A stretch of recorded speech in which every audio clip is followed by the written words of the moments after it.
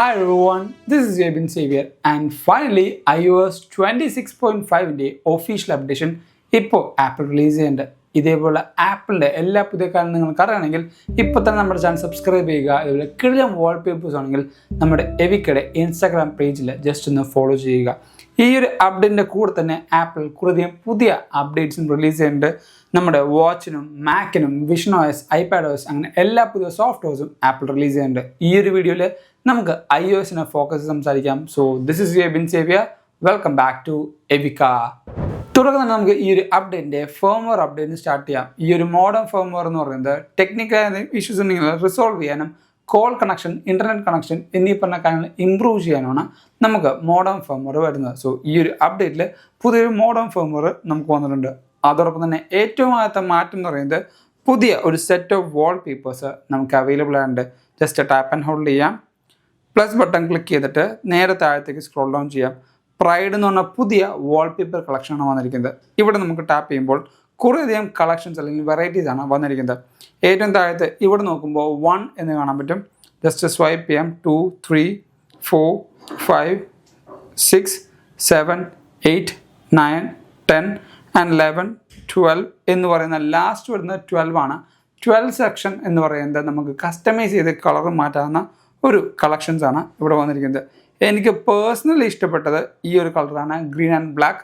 Just add കൊടുക്കാം, pair wallpaper കൊടുത്ത് കഴിയുമ്പോഴത്തേക്കും ഇവിടെ നമുക്ക് ലിക്വിഡ് ഗ്ലാസ് എഫക്റ്റിൻ്റെ കറക്റ്റ് ആനിമേഷൻസ് ഫീൽ ചെയ്യും. ഇത് കണ്ടോ, കറക്റ്റായിട്ട് നമ്മൾ ലോക്ക് സ്ക്രീൻ മാറ്റി ഹോം സ്ക്രീനിലേക്ക് പോകുമ്പോൾ ആ ഒരു സ്മൂത്ത് ആനിമേഷൻ ഫീൽ ചെയ്യുന്നുണ്ട്. ജസ്റ്റ് ഒന്ന് ലോക്ക് ചെയ്യാം, അൺലോക്ക് ചെയ്യുമ്പോൾ നിങ്ങൾക്ക് മനസ്സിലാവും ആ ഒരു സ്മൂത്ത് ആനിമേഷൻസ് നിങ്ങൾക്ക് ലഭിക്കും. അതോടൊപ്പം നിങ്ങൾക്ക് ഈ വാൾപേപ്പർ വേണ്ട കുറേയധികം എക്സ്ട്രോർഡിനറി വാൾപേപ്പേഴ്സ് ആണെങ്കിൽ അല്ലെങ്കിൽ ഡിഫറെൻ്റ് ആയ വാൾപേപ്പേഴ്സ് ആണെങ്കിൽ ഇതേപോലെ വാൾപേപ്പേഴ്സ് നേരത്തെ പറഞ്ഞ പോലെ ഇൻസ്റ്റാഗ്രാം കമ്മ്യൂണിറ്റിയിൽ ഫ്രീ ആയിട്ട് കൊടുക്കുന്നത് നിങ്ങൾക്ക് അവിടെ നിന്ന് ആക്സസ് ചെയ്യാം.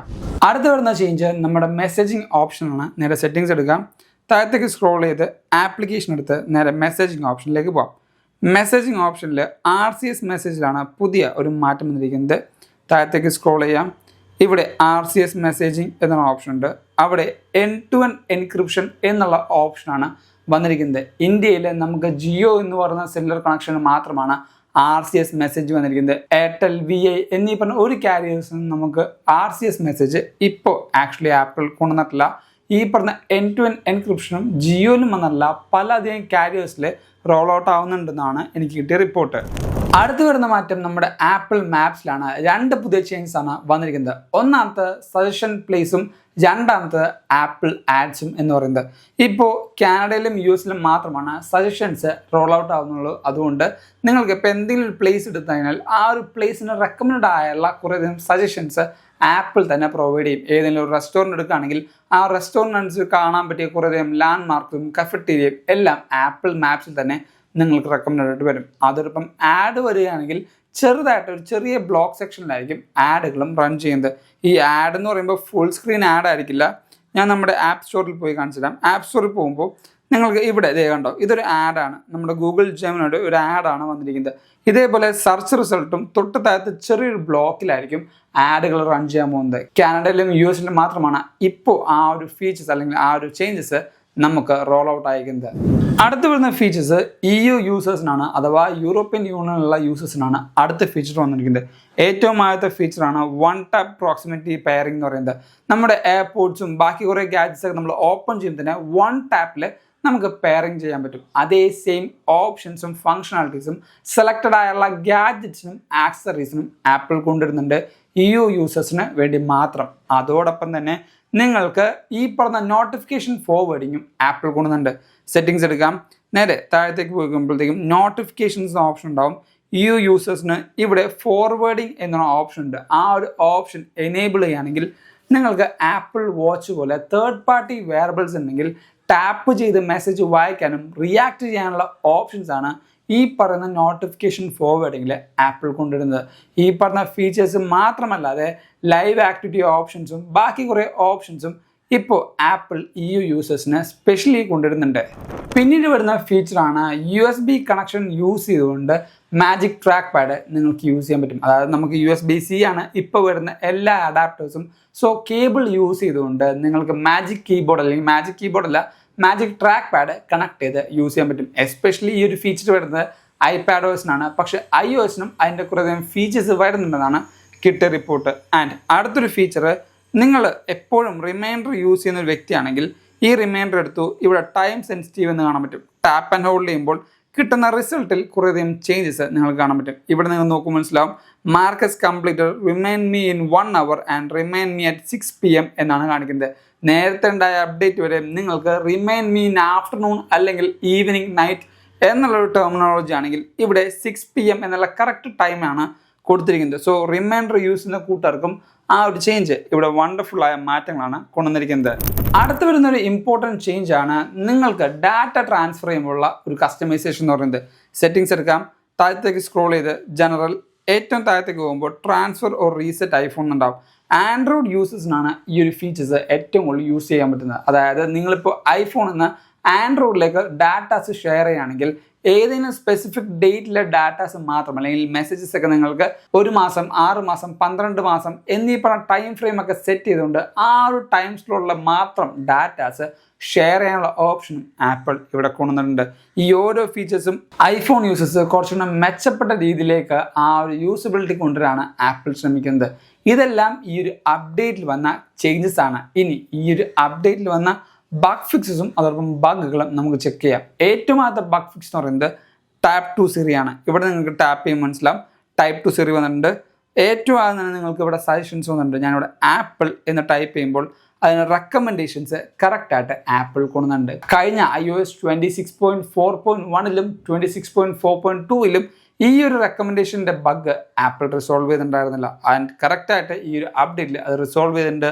അടുത്ത് വരുന്ന ഒരു ബഗ് സ്റ്റിൽ ആ ഒരു ബഗ് ഫിക്സ് ആയിട്ടില്ല എന്നാണ് എൻ്റെ വിശ്വാസം. നമ്മുടെ സ്ലീപ്പ് ടൈം, അതായത് നമ്മൾ ഈ പറഞ്ഞ അലാറവും അതോടൊപ്പം തന്നെ സ്ലീപ്പ് ടൈം ഒക്കെ സെറ്റ് ചെയ്യുമ്പോൾ അലാറം നമ്മൾ സെറ്റ് ചെയ്യും. ഈ പറഞ്ഞ അലാറം കറക്റ്റായിട്ട് വാച്ചിൽ അടിക്കുന്നുണ്ട്, പക്ഷെ ഫോണിൽ അലാറം അടിക്കുന്നില്ല. നമ്മുടെ വാച്ച് 6:30-ക്കാണ് സെറ്റ് ചെയ്തെങ്കിൽ ആ 6:30-ക്ക് തന്നെ കറക്റ്റ് വാച്ച് അലാറം അടിക്കും. ഫോണിൽ സൗണ്ടോ ബാക്കി കാര്യങ്ങളോ ഒന്നും കേൾക്കുന്നില്ല. നമുക്ക് ആ ഒരു അലാറം ക്ലോസ് ചെയ്യാനുള്ള ഓപ്ഷൻസും ബാക്കി കാര്യങ്ങളും ഫോണിൽ വരും. സൗണ്ട് ഇല്ലാത്തത് വൺ ഓഫ് ദ ഫണ്ടമെൻ്റലായ ഒരു എറർ തന്നെയാണ്. കാരണം ഈ പറഞ്ഞ വാച്ചിലടിക്കുന്ന സൗണ്ട് കൊണ്ട് എന്തായാലും ഞാൻ അടിക്കാൻ പോകുന്നില്ല. ആ ഒരു ബഗ് എന്നെ സ്റ്റിൽ ഇപ്പോൾ ഇറിറ്റേറ്റ് ചെയ്യുന്നുണ്ട്. ഈ ഒരു അപ്ഡേറ്റിൻ്റെ ഫോളോ അപ്പ് റിവ്യൂവിൽ ആ ഒരു ബഗ് മാറിയിട്ടുണ്ടോ ഇല്ലയോ എന്ന് ഞാൻ കറക്റ്റ് പറയാം. അതോടൊപ്പം സ്പോർട്സ് സെർച്ചിൻ്റെ ബഗ്ഗും ഇവിടെ റിസോൾവ് ആയിട്ടുണ്ട്. സ്പോർട്സ് സെർച്ച് എടുക്കാം. ഇവിടെ ഞാൻ സ്പോർട്സ് സെർച്ച് എടുത്തിട്ടുണ്ട്. ആപ്പിൾ നിന്ന് ടൈപ്പ് ചെയ്തു. ആപ്പിൾ നിന്ന് ടൈപ്പ് ചെയ്യുമ്പോൾ ബാക്കിയുള്ള കുറേയധികം ഡീറ്റെയിൽസും റെക്കമെൻഡേഷൻസും ഇവിടെ വരുന്നുണ്ട്.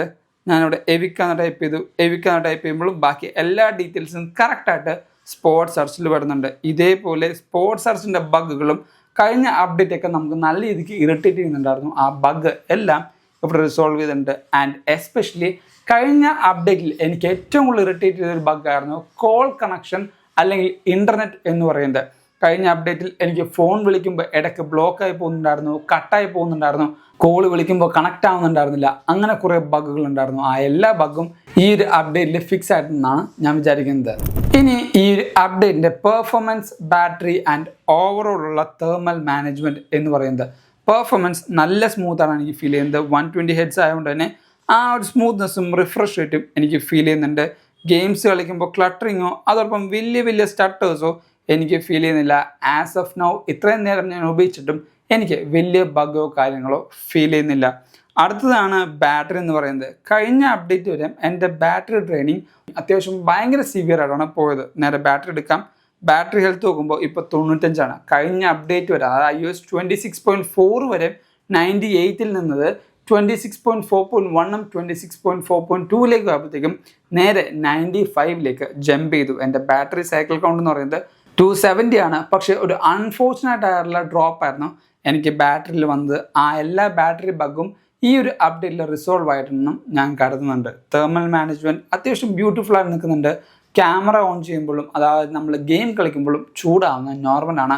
അല്ലാത്ത പക്ഷം നിങ്ങൾ സോഷ്യൽ മീഡിയ യൂസ് ചെയ്യുക, ഇതേപോലെ വീഡിയോ സ്ട്രീം ചെയ്യുക എന്നീ പറഞ്ഞ പരിപാടികൾ ചെയ്യുമ്പോഴും ഫോൺ ഓവറായിട്ട് ഹീറ്റ് ആവുന്നുണ്ടെങ്കിൽ അത് ഒരു ബാറ്ററി ബഗ്ഗോ അല്ലെങ്കിൽ എന്തെങ്കിലും ഇഷ്യൂസ് ആയിരിക്കും. അത് കുറച്ച് നാൾ ഡയഗ്നോസ് ചെയ്തിട്ട് മാറുന്നില്ലെങ്കിൽ ഒരു സർവീസ് സെൻറ്ററിൽ കാണിക്കുന്നതാണ്. ഇനി ഈ ഒരു അപ്ഡേറ്റ് നിങ്ങളുടെ ഫോണിൽ ചെയ്യണമെന്ന് വെച്ചാൽ അഫ്കോഴ്സ് നിങ്ങൾക്ക് ഏറ്റവും നല്ല പുതിയ സെക്യൂരിറ്റി അപ്ഡേറ്റ്സും ബാക്കി കാര്യങ്ങളും ഈ ഒരു അപ്ഡേറ്റിൽ വന്നിട്ടുണ്ടാകും. സെക്യൂരിറ്റി അപ്ഡേറ്റിൻ്റെ ലിങ്ക് ഞാൻ ഡിസ്ക്രിപ്ഷനിൽ കൊടുത്തേക്കാം.